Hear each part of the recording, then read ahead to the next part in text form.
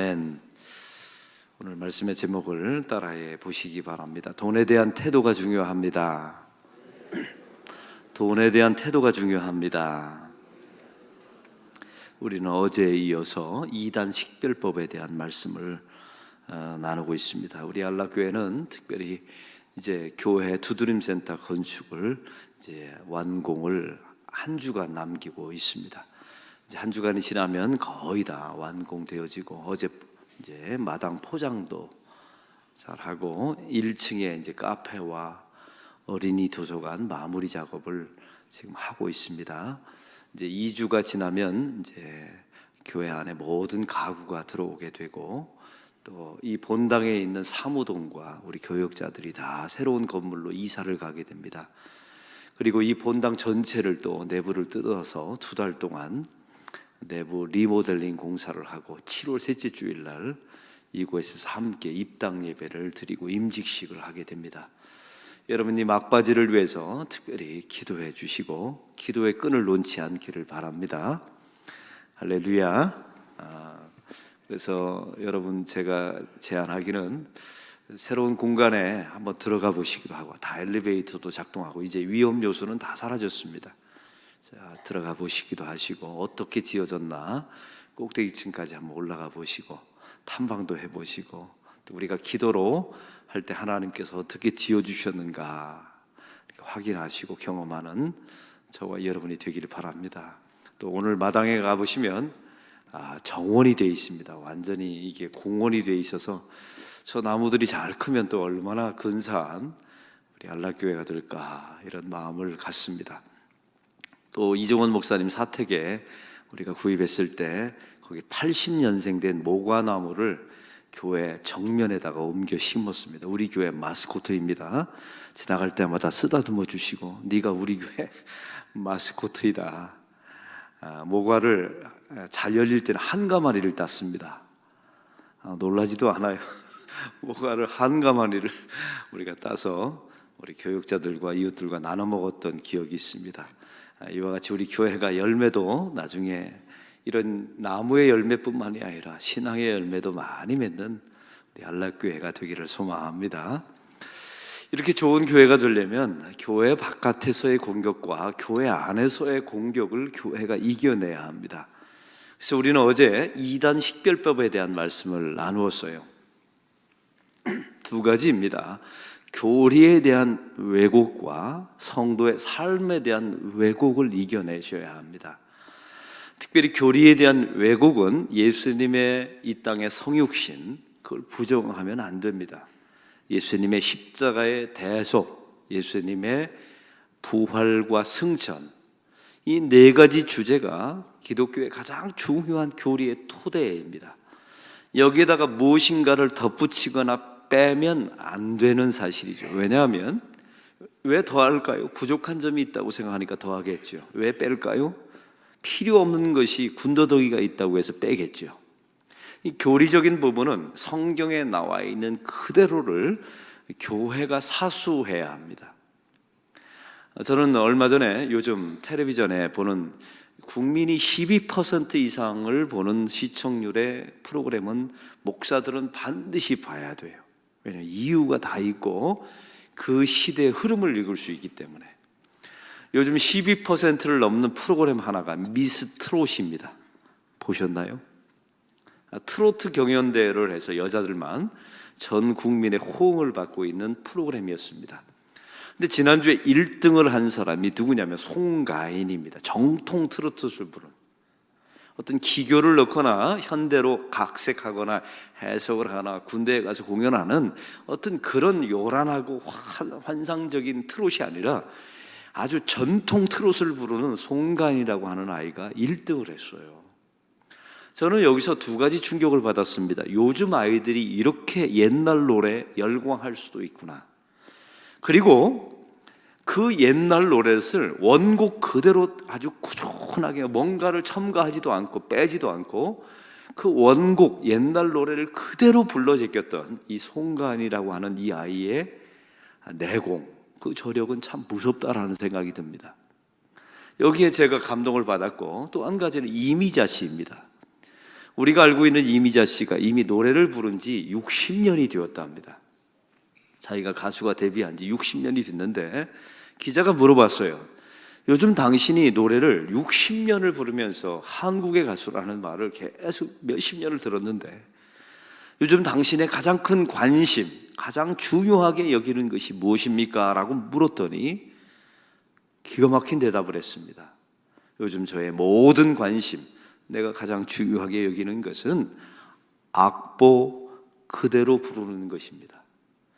예전에는 악보를 비틀기도 하고 해석도 하고 기교를 부렸는데 나이가 먹고 보니까 뭐가 중요한지를 알게 되더라는 거예요. 원곡 자체가 얼마나 중요한지를 깨달아서 이를 악물고 기교를 다 빼고 원곡 그대로 악보 그대로 부르는 법을 가장 중요하게 여긴답니다. 제가 이 기사를 보고 아멘 했잖아요. 아멘.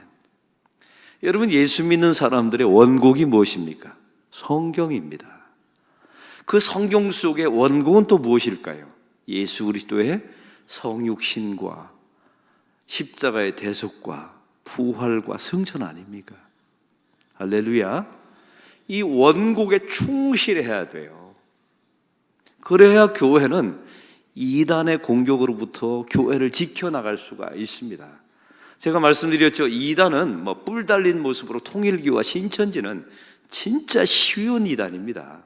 그건 이미 딱 되면 이단인 줄 알아요. 근데 교회 안에 들어온 이단성은 굉장히 무섭습니다. 왜요? 예수님의 성육신, 십자가, 부활, 승천보다 더 소중히 여기는 교리를 가리킨다면 그건 이미 이단의 길로 교회가 들어서게 된 거예요. 어떤 교회는 목사의 자리가 훨씬 더 중요하게 여기는 교회가 있고, 어떤 교회는 예수를 믿으면 부유하게 된다고 훨씬 예수님의 이 네 가지 가장 중요한 원곡보다 더 강조하고 관심을 갖게 만드는 다른 교리가 있다면 그 교회는 이미 이단성으로 들어간 교회예요. 이걸 잊지 마십시오. 오늘 성경은 그래서 두 번째로 삶에 대한, 성도의 삶에 대한 왜곡의 이단을 말씀하고 있어요. 제가 어제도 또 말씀드렸습니다. 교회 안에 가장 큰 이단의 공격은 율법주의입니다. 이것은 교회 바깥이 아닙니다. 교회 안에 들어와 있어요.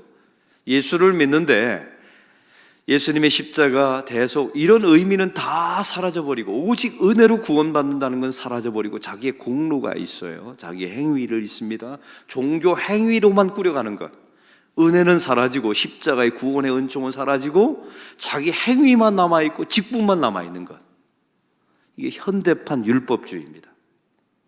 이런 사람에게 지금 예수님이 이 땅에 오신다면 그 예수님은 그런 교회 안의 성도에 의해서 십자가에 또다시 살해당할 것이라는 게 예수님의 경고입니다. 여러분, 이걸 잊지 마세요. 예수님은 교회 바깥에 있는 사람에게 살해당한 게 아닙니다. 그 당시에 성전 안에서 하나님을 가장 잘 믿는다고 말했던 사람에 의해서 살해당했어요. 다시 말하면 율법주의에 의해서 가장 하나님을 잘 믿는다고 말하면서 은혜는 없이 형식만 남아있고, 예배 시간에 앉아있으나 하나님의 십자가의 대속의 은혜는 깊이 생각하지 않고 감사와 감격이 없는 그런 사람에 의해서 예수님이 살해당했단 말이에요. 여러분 어떻게 생각하십니까? 이게 성경의 원문의 내용인데요. 깊이 생각해 보셔야 합니다. 그러면 교회 바깥에 우리 성도들에게 다가오는 가장 큰 시험과 이단성을 가지고 있는 것은 무엇일까요? 오늘 성경은 그걸 맘모니즘이라고 말합니다. 여러분, 성도들의 인생 가운데 외부로부터 내부로 들어오는 수많은 그 도덕적인 왜곡, 삶의 왜곡 가운데 가장 중요한 두 가지 주제가 있다면 성에 대한 왜곡과 돈에 대한 왜곡입니다.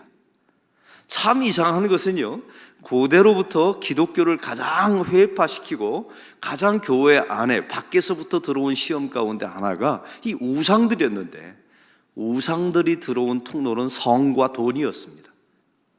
여러분 잘 아시죠? 맘모니즘에 우리가 알고 있는 바알과 아세라 신전은 다 두 가지 주제입니다. 그 안에서 성적인 매출을 했어요. 이게 얼마나 매력적인 줄 아세요? 여러분, 성적인 매출, 가정은 다 저버리고 매춘을 통해서 성적인 욕구를 채우는 신앙들이 기독교를 바알과 맘모니즘으로, 바알과 아세라 신의 형식으로 우리를 침투해 들어왔죠. 또 한 가지는 돈입니다. 그들은 다 풍요의 신이었어요. 성적인 관계를 맺으면 하늘에서 풍요의 신이 비를 내려서 땅을 풍요케 만든다는 이 신앙의 교리가 기독교를 엄청나게 고통스럽게 2000년 동안 괴롭힌 겁니다.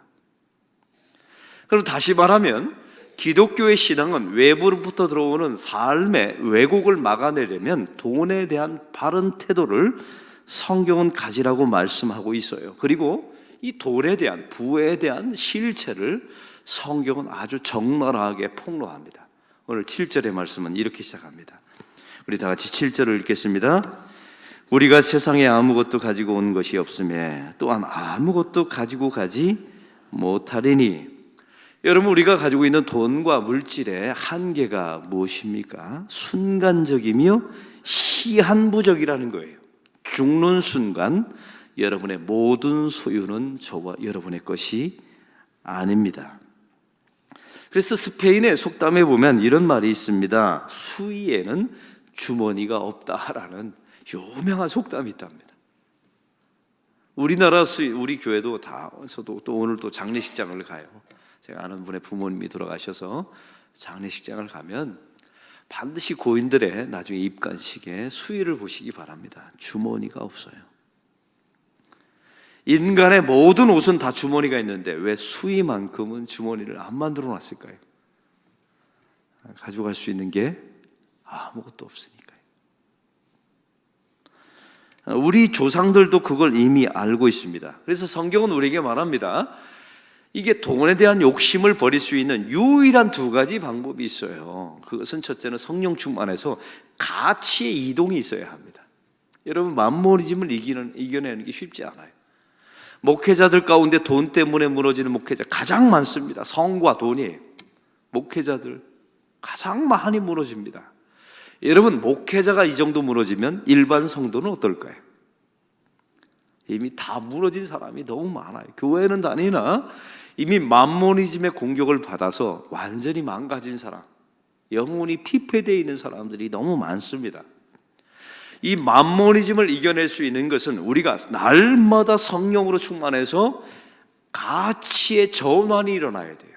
세상에 대한 소유에서 하나님에 대한 사랑, 또 십자가의 대속의 은혜에 대한 가치로 바뀌어야 합니다.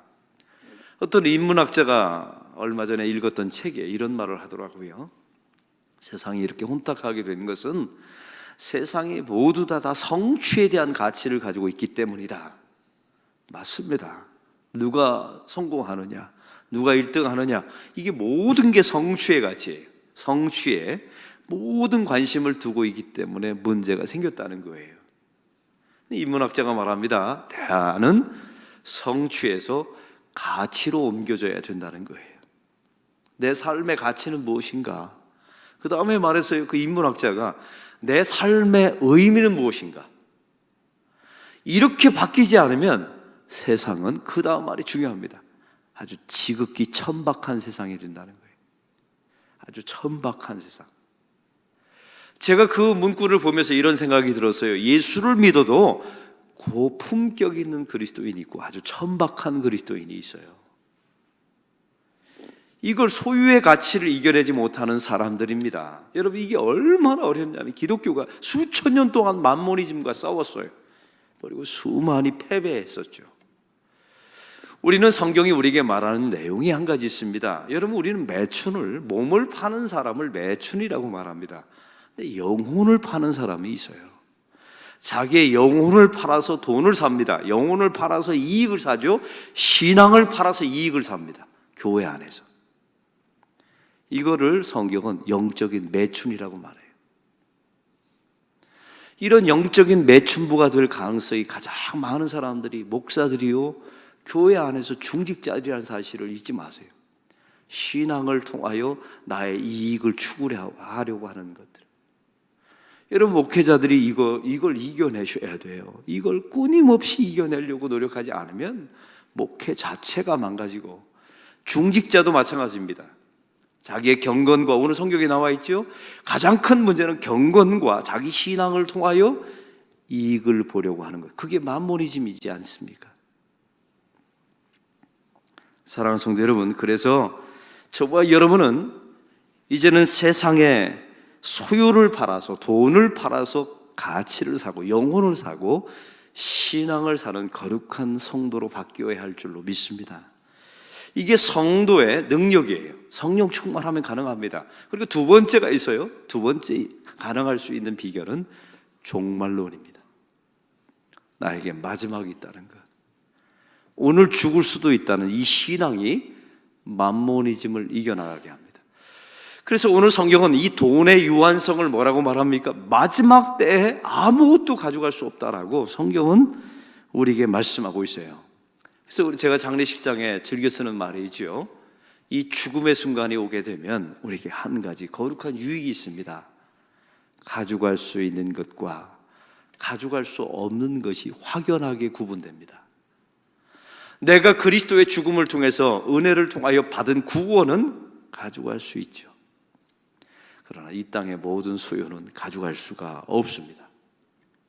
여러분에게 한번 선포합니다. 오늘 저녁에 정말 죽는다고 하면 은행 가서 통장 잔고 셀래요?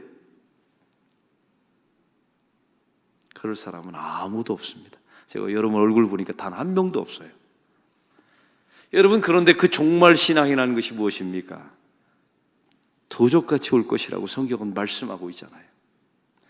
날마다 이 맘모니즘의 이 세속적인 밖으로부터 들어오는 이 신앙 이겨내려면 바로 종말 신앙으로 이겨내셔야 합니다. 여러분, 그래서 우리 교회 건축도 마찬가지예요. 누가 저한테 묻더라고요. 목사님, 저렇게 엄청나게 짓는데 오늘 예수님이 재림하시면 어떻습니까? 묻더라고요. 여러분, 저 건물이 목적이었다면 오늘 예수님이 재림하면 우리 헛짓한 겁니다. 맞죠? 그러나 저에게는 저 건물이 목적이 아니었어요. 저 건물을 지으면서 교회를 사랑하게 해달라고 기도했거든요. 예수님 오늘 오셔도 우리는 헛짓한 게 아니에요. 교회를 사랑하게 되었잖아요. 주의 몸된 교회를. 그리고 이 교회를 짓는 도중에 우리 안락교회가 도약할 수 있는 좋은 일꾼들이 발굴되게 해달라고 기도했어요. 여러분, 여기 피택자들이 많이 나와 있습니다. 발굴되었잖아요. 사랑하는 성도 여러분, 보십시오. 오늘 예수님이 재림하셔도 우리의 건축 과정은 부끄러움이 없는 과정이 된 겁니다. 그리고 신나요. 빚 안 갚아도 돼요. 예수님 오늘 재림하시면 두 가지 목적이 이뤘잖아요. 교회를 사랑하고 사람을 키워내고 은행빚 안 갚아도 되고. 얼마나 좋아요. 저만 신나는가 봐요. 여러분, 왜 이렇게 얼굴이 거룩하세요? 되게 신나요. 아무런 걱정도 없고. 보세요, 여러분, 제 얼굴이 40억 빚진 사람의 목사의 얼굴처럼 보입니까? 안 보이죠. 왜냐하면 신앙으로 이겨내고 있는 겁니다. 할렐루야. 빚을 졌는데도 말이죠. 그래서 얼굴 좀 피고 사세요, 여러분. 얼굴 피고 이렇게 믿음의 그리고 최근에 자기 부모님을 장례를 치러낸 분들은 이 말씀이 무슨 얘기인지 알 거예요. 이렇게 자기 가장 가까이 있는 사람이 돌아가시면 제가 알려드릴까요? 한 가지 축복이 있어요. 세상에 대한 욕심이 다 사라집니다. 죽음을 봤는데요. 내 가장 가까이 있는 사랑하는 사람의 죽음을 봤는데 세상의 모든 것들이 다 부질없다는 사실을 알고 다시 신앙으로 돌아옵니다. 할렐루야. 이게 하나님의 은총입니다. 그래서 성경은 우리에게 이 부에 대한 멸망성, 이 부에 대해서 얼마나 경고를 하고 있는지 우리 9절의 말씀을 우리 다 함께 읽겠습니다. 부하려 하는 자들은 시험과 올무와 여러 가지 어리석고 해로운 욕심에 떨어지나니 곧 사람으로 파멸과 멸망에 빠지게 하는 것이라. 10절 돈을 사랑함이 일만하게 뿌리가 되나니 이것을 탐내는 자들은 미혹을 받아 믿음에서 떠나 많은 근심으로써 자기를 찔렀도다. 이 성경 말씀을 통해서 저와 여러분이 알아야 되는 게 하나 있어요. 이 맘모니즘을 성경은 뭐라고 다루고 있냐면 신앙이랍니다. 그 사람의 신앙이에요. 이 맘모니즘에 빠지면 믿음을 떠날 수밖에 없다는 거예요. 왜요? 이것도 신이니까요. 여러분, 기독교를 가장 괴롭혔던, 그래서 성경에 돈 이야기가 그렇게 많이 나와요. 하나님이 왜 돈을 그렇게 많이 달라고 성경에 나와 있는 줄 아세요? 하나님이 돈이 필요해서가 아니에요. 저와 여러분이 돈에 마음을 두고 있으니까 마음을 달라고 한 것이죠. 또 한 가지는 우상숭배에 빠져, 이 돈이라고 하는 우상숭배에 빠져 있으니까 돌이키라는 겁니다. 그것밖에 없어요.